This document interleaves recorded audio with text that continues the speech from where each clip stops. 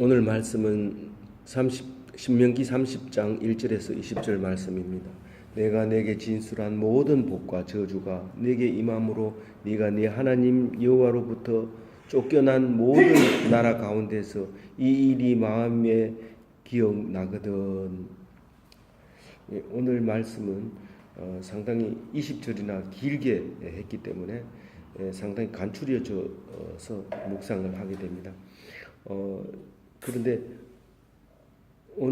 이것을 쓰면 그 성경을 읽으면서 어떤 생각을 할 수 있냐면, 이 성경이 상당히 미래 이야기를 쓰고 있는 것을 알 수 있습니다.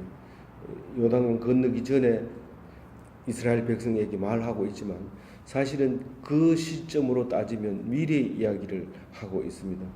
그런데 사실 쓰는 것은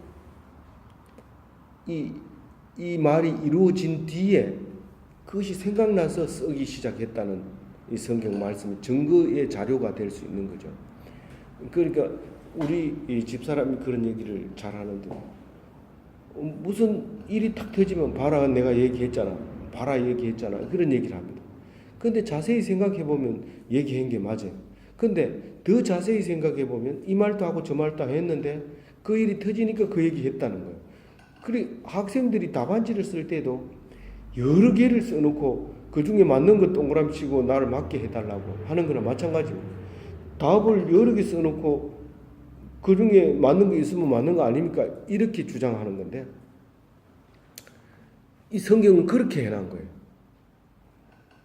이 많은 얘기를 했지만 이 말씀이 이렇게 진도가 나가니까 그때 와가지고 이 말을 했다고 간추려서 쓴 것이 성경이라는 말입니다. 그러니까 이 성경이 틀릴 수가 없는 거죠, 우리가 볼 때. 근데 그것을 우리가 볼 때는 야 이거 엉터리다 이렇게 하는 게 아니라 이것은 하나님이 쓴 글이다 라고 믿는 믿음으로 하는 거지, 이것을 과학적으로 연구해가지고 언제 쓰여졌는데 이게 모세가 죽는 이야기도 여기 나오는데 이게 모세의 글이냐, 이게 모세가 말한 거지 하나님 말씀이냐, 이렇게 말하면 그건 안 믿는 거죠. 그건 이 말씀 자체가 효력이 없고 이 성경을 가치 없게 만들고 읽는 사람으로 불쌍하게 만드는 거예요. 읽는 사람으로 말미암아 읽는 사람을 불쌍하게 만드는 거예요. 이것은 믿음으로 읽어야 되고 마음을 열어서 읽어야 되고 보는 눈으로 봐야 되고 듣는 귀로 들어야 되지, 그냥 아무 생각 없이 말해가지고는 이해가 갈 수 있는 말이 아니라는 거죠. 그래서 오늘 말씀을 읽을 때 마음을 열어서 이게 분명하게 이 하나님께서 그때 말했던 거다라는 것을 믿으면서 그렇게 마음을 열면 믿어지는 거죠. 그래서 기억나게 하시는 하나님인데 이게 이제 8절까지 이어집니다. 내가 내게 진술한 복과 저주가 이랬는데, 오늘 여기서 그 앞쪽에서는 저주에 대해서, 뒤에서는 복에 대해서 이야기를 합니다. 그러니까 저주가 내게 임하면 네가 여호와로부터 쫓겨난 모든 나라 가운데서 이랍니다. 이거는 아무리 생각해도 이 바벨론 포로로 가는 것을 얘기하고 있는 게 분명합니다. 그때는 분명하게 얘기를 하지 않지만 네가 하나님께 쫓겨서 모든 나라 가운데로 가게 되는데 거기 가서 하나님 말씀이 생각나거든, 이런 얘기합니다. 그러니까 너희들은 쫓겨가는 건 이미 저주를 받아서 쫓겨가는 거죠. 쫓겨가서 거기 가서 생각나거든. 사실은 바벨론 포로가 70년밖에 안 되지만 이집트 430년 따지면 아무것도 아니지만 그 70년 동안 갔던 사람이 돌아온 사람은 거의 없습니다. 거의 거기서 죽지만은 결국 이 말씀 때문에 유대인들은 이 말씀을 의지해서 앞에 사람이나 3대 후손이나 똑같은 생각을 가지고 이 말씀을 읽습니다. 그러니까 우리가 이 성경을 읽고 10년 뒤에 죽지만 사실 이 성경을 그대로 이 말씀을 듣고 있는 사람은 놓치지 않고 그 다음 세대에게 말하기 때문에 죽지 않는 것이죠. 이 말씀으로, 이 말씀이 육신이 돼서 오신 예수님처럼 우리가 말씀 가운데 산다면 그게 죽음을 이룰 수 없는 거죠. 이 말이 바벨론 포로가 되기까지는 900년이 있다가 포로가 됩니다. 그럼에도 불구하고 이 말씀을 기억하고 이제 다시 돌아옵니다. 유대로. 물론 못 돌아온 사람들도 있죠. 그러나 못 돌아온 것은 성경에 기록할 필요도 없고 안 하는 거죠. 그러나 돌아온 사람이 얼마 되지 않지만 그래도 그 얼마 되지 않는 사람이 썼는 이 성경책이 우리에게 오늘 하루, 오늘 나에게 이거를 못 읽고 갈 수 있잖아요. 이 성경 66권 중에서 이 말을 읽을 수 있다는 것은 오늘이 있기 때문에 읽을 수 있는 것이고 오늘이 그게 은혜가 되고 믿어지고 감동이 되는 것. 오늘 나에게 하는 말이라는 것을 생각하면 이 말이 얼마나 귀중한지 모릅니다. 그래서 불신으로 저주를 받아 내 언약이 그대로 이루어져서 약속의 땅에 쫓겨나서 바벨론 포로가 되었을 때 성경 말씀이 마음이 동하여 기억이 나면 그러면 하느님께로 돌아오라라고 2절에 얘기합니다. 그러면 하느님께 돌아와라라고 얘기합니다. 누구하고? 너 자손들하고. 이 70년 뒤에 죽어버렸는데 어떻게 돌아옵니까? 그런데 너희 자손들하고 돌아오라는 얘기는 자손이 올 수도 있고 그 밑에 자손이 올 수도 있는 거예요. 그렇게 자손들이 돌아오라고 지금 얘기하는 거죠. 돌아올 때는 사실은 끌려가는 그 여호야긴, 고니야 이런 사람들은 다 죽어버리고 못 돌아오고 그 아들 손자 스룹바벨이 돌아오죠. 제사장이 돼서 돌아오는데 이 말씀이니까 그렇게 가능한 거지.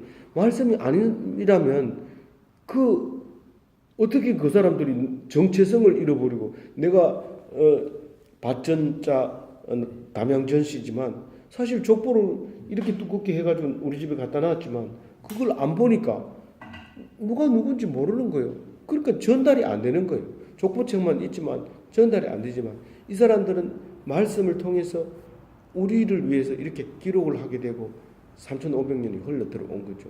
우리 담양전씨 득자 시자 쓰는 시조는 고려 시대의 강원도 감찰상가 그게 최고 높은 직책인데 거기에서부터 시조가 이렇게 내려왔는 거예요. 그게 이제 그분의 묘가 이제 담양에 있다는 거죠. 그런 이제 들어서 이제 알고 있지만 그거를 물려줄 자식이 또 없잖아요. 이제 저는 그래도 한 사람이 있어서 하지만 관심이 없잖아요. 그러니까 물려줘도 그 자식은 모르는 거죠. 어쨌거나 우리에게 이제 너와 너의 후손이 생각이 나면 돌아오라고 얘기를 합니다. 근데 이거를 그대로 읽으면 1차 독자로 읽게 되면 우리하고 관계 없습니다. 근데 실제로 이것이 이루어진 것은 3, 4대 지나서 이 글을 쓰게 되고 돌아오게 되는데 그러면 3,500년 뒤에 우리 이 글을 읽을 때는 어떻게 읽어야 되느냐는 거죠. 바벨론 포로도 없고 이스라엘 땅도 없는데 어디로 오라는 얘기입니까? 성도들이 함께 하나님 말씀 편으로 돌아오라는 거예요. 그리고 돌아와서 뭐 하라냐면 2절에 말씀을 청종하라는 거예요. 오직 말씀을 붙들고 그래서 오늘이라는 단어를 넣은 겁니다. 이게 바벨론 포로에 갔다 온 그 오늘일 수도 있지만 지금 우리가 읽고 있는 이 오늘을 이 말씀을 귀담아 들으면 오직 말씀을 귀담아 들으면 그러면 3절에 하나님이 저주를 돌이키시고 저주하려고 했던 것을 돌이켜서 긍휼히 여기시고 불쌍히 여기는 거예요. 그래서 성경 말씀을 자꾸 읽어보면 하나님 앞에서 불쌍하게 여김을 받는 것만큼 복받은 게 없습니다.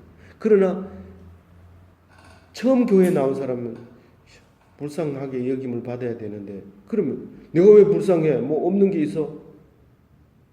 불쌍하기는 내가 왜 불쌍해? 이렇게 얘기를 합니다. 맨 처음에 그렇게 하지만 자꾸 읽어보면 이 불쌍히 하나님 앞에서 불쌍히 여김을 받는 것이 얼마나 복을 주는 것인지 모릅니다. 그래서 어디 가가지고 잘난 체 안 하고요. 있는 체 안 하고요.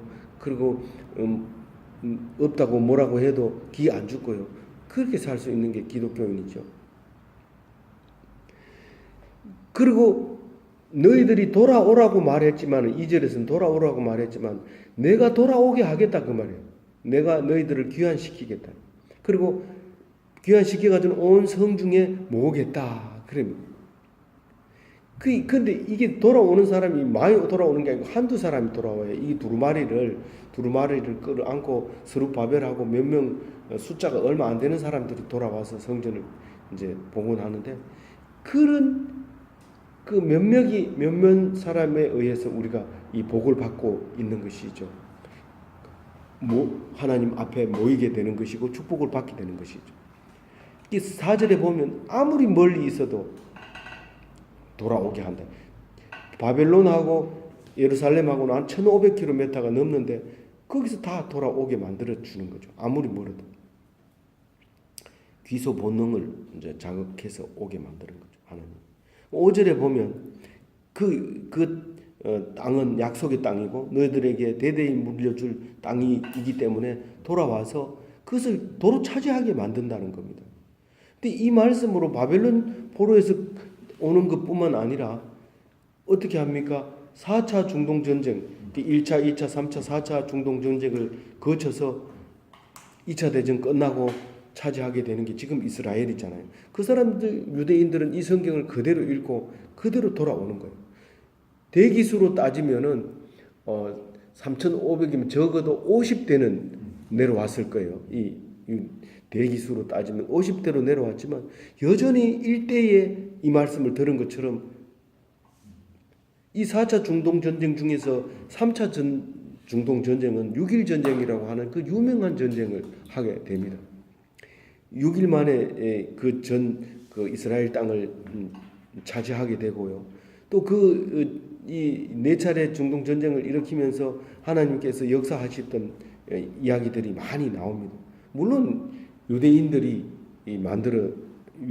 속에서 나온 이야기죠. 그게 기록이 돼서 나중에 성경으로 이제 바뀌게 되는데 이제 예수님 이후에 유대인들이 쓴 것은 우리는 읽지 않습니다. 그건 예수를 믿지 않기 때문에 예수 이후에 쓴 유대인들의 것은 그것은 유대인들만 읽는 랍비들만 읽는 성경이 되죠. 그게 그 책이 따로 이제 모여지게 되죠. 그런데 돌아와서 번성하게 하신다 그렇게 얘기합니다. 실제로 2차 대전 이후에 건국을 해가지고 핵폭탄을 가지고 있는 나라는 이스라엘밖에 없습니다. 이스라엘이 북한도 있다 이렇게 말할 수 있을 수 있겠지만 이스라엘이 유력하게 핵폭탄을 가지고 행사할 수 있는 나라가 된 거죠. 그래서 무감한 나라입니다. 큰 나라가 된 거죠. 더 앞에 있을 때보다 더 번성하게 하신다. 그리고 6절 말씀에 청종하라 그럽니다.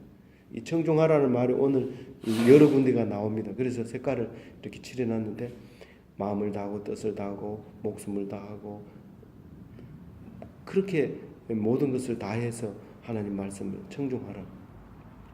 그게 사실은 성경을 묵상한다는 게요. 잠을 어제 저녁에도 3시 반까지 묵상을 한 겁니다. 다른 사람 다 자더라고요. 그러니까 고생한다. 고생한 게 아니라 어차피 잠이 없어요. 이게 잠자리에 누우면 잠이 안 오지만 말씀을 묵상하고 마음이 편해져서 잠자리에 누우면 눈만 뜨면 아침이 되니까 참 컨디션이 좋아지고 그렇게 운동을 안 했는데도 아직은 그렇게 반응이 안 나타납니다. 전에는 성경 묵상 안 할 때는 운동 안 하면 바로 몸이 찌뿌둥해지고 그랬는데 하나님께서 묵상하면서 죽으면 죽으리라 그런 마음으로 있으니까 하나님께서 도와주시고 또 새로운 아침을 주시고 그렇습니다. 그래서 성경 말씀을 묵상하면 어떻게 한다고요? 살려주시는데 6절 말씀이요. 생명을 얻게 한다. 그러니까 예수님이 오셔가지고 양으로 생명을 얻게 하고 더 풍성히 얻게 하라는 것이다. 이 양으로 이 말은 어린 양을 지키는 목자로 내가 와가지고 그 양의 생명을 내가 지켜준 거다. 그 얘기를 하는 거죠. 예수님은 목자로 와서 우리가 양인데 이 양의 생명을 얻게 하고 더 풍성히 얻게 하는 거예요. 이 싹군 목자는 양을 잡아다가 점심 먹고 양을 잡아다가 자기 싹으로 챙기고 그렇게 하지만 양을 위해서 온 목자는 그 양이 푸른 초장으로 가도록 하고 더 풍성하게 살찌울 수 있도록 하는 그런 예수님이었다는 그걸 말하는 거죠. 그래서 말씀을 묵상하면 하나님께서 생명을 얻게 해주신다. 영원히 살게 해주신다. 죽지 않게 해주신다. 그 말을 6절에 하고 있습니다. 7절에는 적군들이 네가 받았던 저주보다 더 큰 저주를 적군들에게 하겠다. 네 대적을 모두 이기게 하겠다. 그 말입니다. 너의 모든 원수를 다 이기고 그 내가 아니라 하나님이 그렇게 하겠다는 거예요. 그 예수님이 오셔가지고 십자가에 돌아가실 때 모든 원수를 다 이기고 돌아가십니다. 그러니까 승리하게 되고 죽지 않게 되고 하는 거죠. 그것을 하나님이 하신다는 거예요. 내 스스로 하는 게 아니라 하나님이 그렇게 해주셨다. 8절에 보면 오늘 명령을 순종하게 해주겠다는 거예요. 내가 순종했으니까 하나님이 복을 줬지. 그렇게 말하면 안 된다는 말을 하고 있는 겁니다. 내가 순종하는 것은 하나님께서 나를 순종하게 해주셨다는 겁니다. 하나님이 그렇게 얘기하고 있어요. 네 노력으로 되는 게 아니라 내가 너를 순종하게 해줄게 그 얘기를 8절에 하고 있는 거예요. 너는 돌아와 다시 여호와의 말씀을 청종하고 내가 오늘 내게 명령하는 그 모든 명령을 행할 것이라.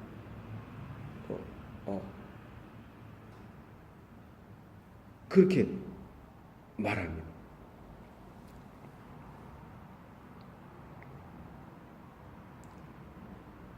행하게 해주겠다. 행하게 하겠다. 그렇게 예언합니다. 그래서 오늘 말씀이 기억나면 사는 거고 기억나지 못하면 죽는 거예요. 언제? 어려움을 당했을 때, 고통을 당했을 때. 어떤 사람은 심지어는 이거 생각이 안 나죠. 그러니까 시험 잘못 쳐놓고도 아이고 내 이래가지고 살면 뭐하나 이러고 죽어버린 거죠. 근데 시험 쳤는데 하나님이 나를 네 IQ가 그거밖에 안 되게 만들었고 네가 공부를 그렇게밖에 못하도록 환경을 만들어줬고 그렇다는 것을 알면 살죠. 빵점 맞고도 희죽희죽 웃게 되죠.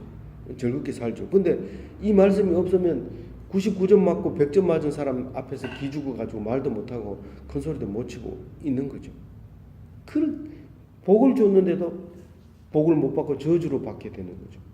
말씀을 묵상 안 하면 그렇게 되는 거죠. 그렇게 하나님이 내가 그렇게 해주겠다. 네 생각나게 해주겠다. 그렇게. 9절부터는 말씀의 순종자가 받을 복에 대해서 9절 10절 얘기하는데 말씀으로 돌아오면 다시 말해서 묵상하면 만사가 형통하고 번성하게 된다. 네 자식도 번성하게 될 뿐만 아니라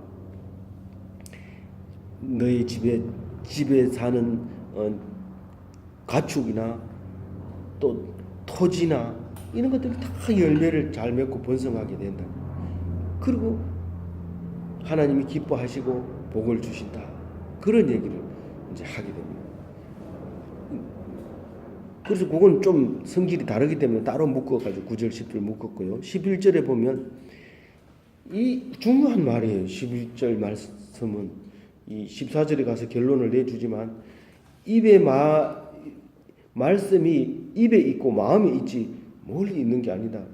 어떤 사람은 좋은 설교를 듣기 위해서 방송을 항상 이 채널 저 채널 돌리면서 그 설교 잘하는 마음에 드는 목사님 설교 시간 적어놨다가 그거 듣고 또 좋은 큰 교회 요즘은 경산 중앙교회가 사람이 많이 모이는데 설교를 많이 잘하고 이래서 다 그쪽으로 가고 이제 많이 모이는 이제 동부교회가 사람 숫자가 좀 줄어드는데 좋은 말씀을 찾아서 이리저리로 찾아다니는 게 아니라 네 입과 네 마음에 그 말씀이 있는 것이지 멀리 가서 찾지 말아라. 네가 성경을 읽고 네 입으로 그 말씀을 하고 네가 마음으로 믿으면 그게 축복이 되고 네가 복이 되는 것이지 네가 요리를 우리 집사람이 그런 비유를 잘합니다. 네가 요리를 만들어 먹어라. 나가서 먹지 말고 잘 차려놓은 뷔페집에 가서 골라 먹는 거 좋다. 그런 설교 듣는 거 좋지만 네가 직접 만들어서 먹고 될 수 있으면 무공해 음식을 먹어라. 우리 하다샤 선교회에 오면 설교는 잘 못하지만 말씀은 안 빠뜨리고 한다. 뭐 학술적으로 공부했는 건 없지만 그래도 성경을 안 빠뜨리고 자기 했는 얘기를 하면 그걸 그대로 받는 게 아니라 나도 그거 비슷한 건 받아들이고 비슷하지 않는 것은 안 받아들이면 되지 않느냐. 그렇게 말하는 걸 내가 옆에서 봤습니다. 거기에 멀리 가지 마라. 근데 실제로 이때만 해도 하나님 말씀을 들으라, 순종해라 이러면 하나님이 언제 말씀하셨는데요? 이렇게 물어요. 그래서 누가 좀 내가 이 고통 속에서 살아날 수 있게 하나님이 뭐라고 말씀하는지 좀 들어다 주세요. 당신이 가서 들어다가 나에게 말해 주세요.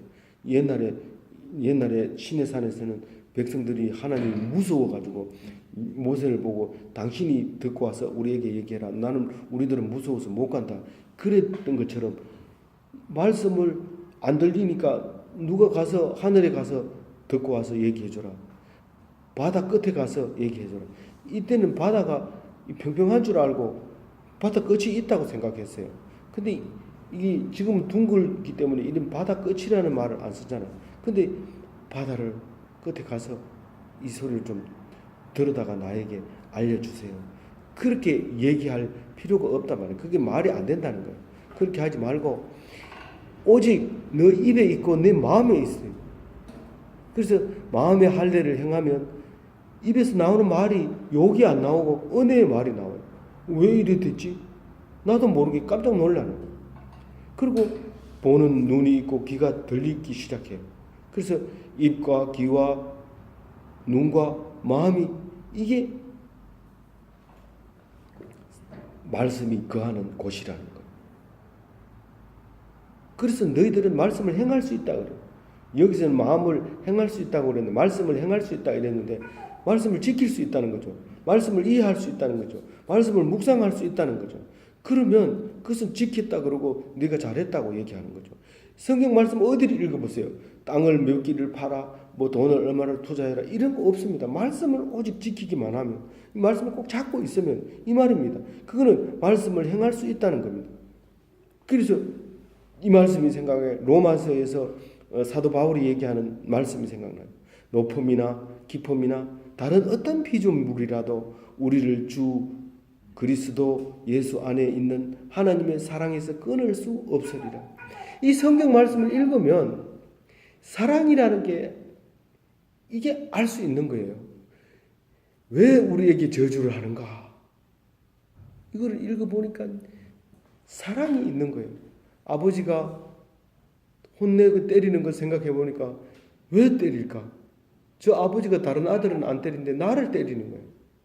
생각해 보니까 아버지 사랑이라는 걸 알게 돼서 그걸 가지고 얼마나 기뻐하는지 모르겠어요. 이거 지금 이 신명기 읽을 때 그런 사람이 있었어요.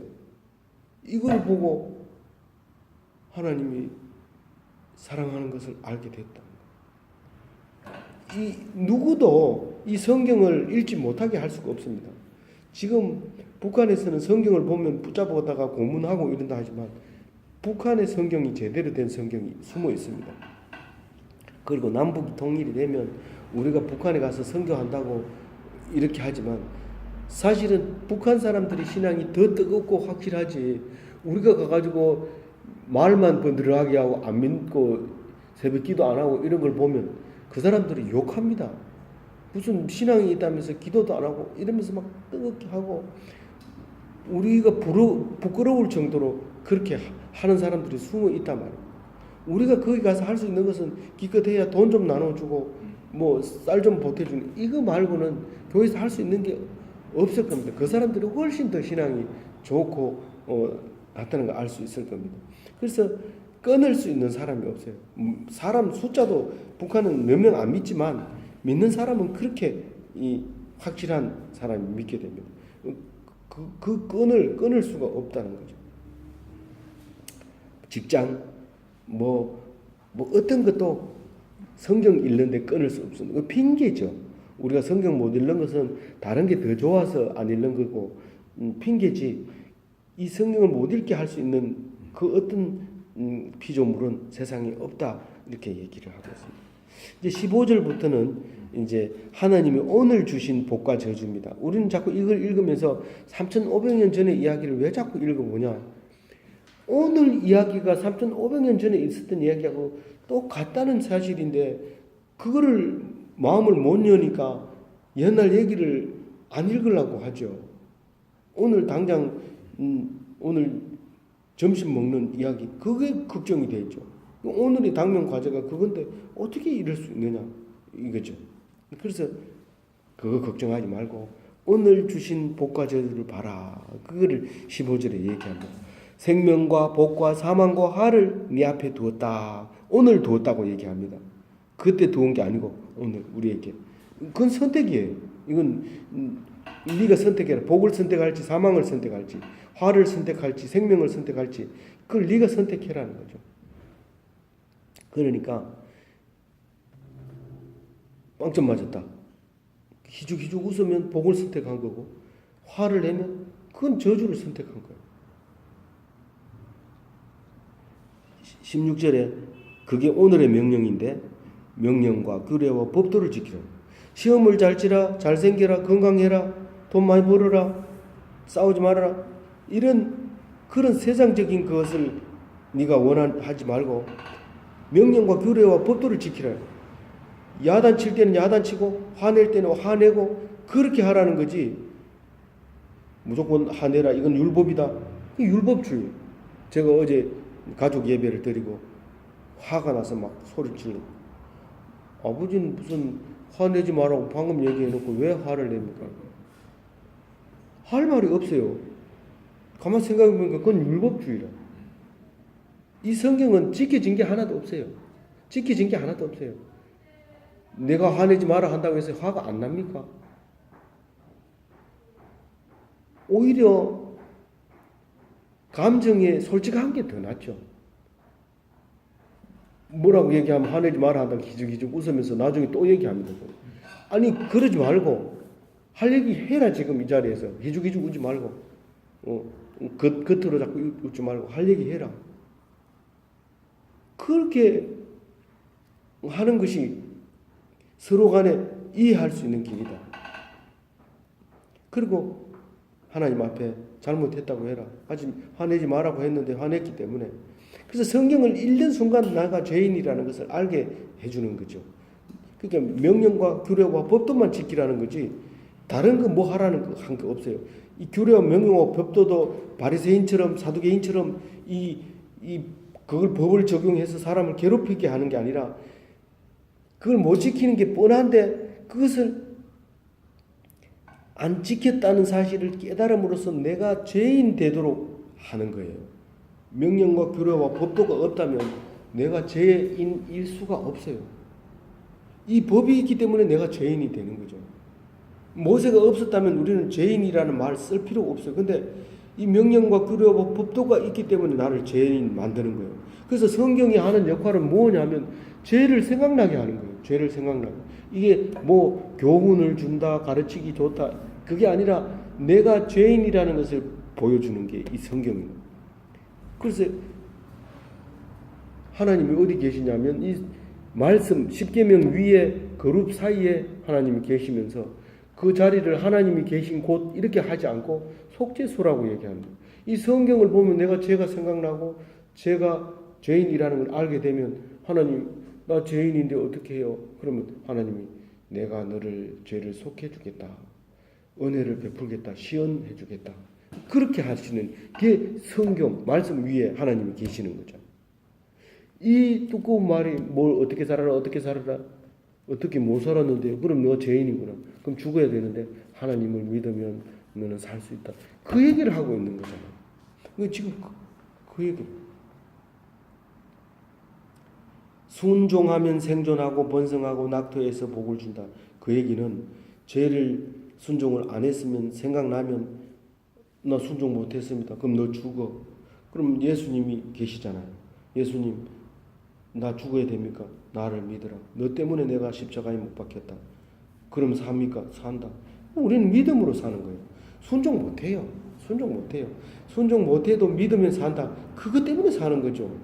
순종해서 살 사람은 하나도 없다고 예수님은 여러 번 얘기했어요. 그래서 17절에 불순종하면 망한다. 성경이 봐라. 불순종하면 망한다 했잖아. 너희들은 살 수 있는 길이 없다. 그러나 나를 믿으면 산다. 왜냐하면 내가 불순종하지 않고 나는 죄가 없는 사람으로서 너희들을 위해서 죽었기 때문에 절대로 나를 믿으면 산다. 그걸 얘기하고 있는 거죠. 17절에 뭐라고 얘기하면 변심해서 마음이 변해서 불순종하고 유혹을 받아서 우상을 섬기면 너희들은 오늘 망한다. 불순종 우리 우상이 뭡니까? 첫 번째 가는 우상이 돈이거든요. 예배 드리는데 돈 생각 딱 하는 순간 예배를 드리고 교회에 왔는데도 마음이 복잡하고 힘들고 어렵고 인상 쓰고 얼굴이 안 펴지고 벌써 죽었어요. 저주를 받고 있어요. 그러니까 낙토에 들어가도 오래 못 산다.